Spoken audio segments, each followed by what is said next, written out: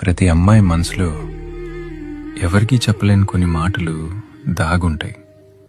అవి అడిగితే తెలిసేవి కావు. వాళ్ళ మౌనాన్ని ప్రేమిస్తే మాత్రమే వినిపించేవి. బయట ప్రపంచానికి ఆమె జీవితం చాలా అందంగా కనిపించొచ్చు. అన్నీ ఉన్నాయి కదా, ఇంకేం కావాలి అని లోకం అనుకుంటుంది.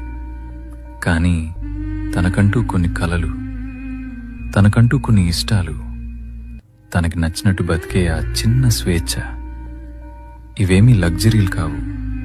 ఒక మనిషిగా తన కనీస అవసరాలు. ఆమె లోపల ఒక అనంతమైన ప్రపంచం ఉంది.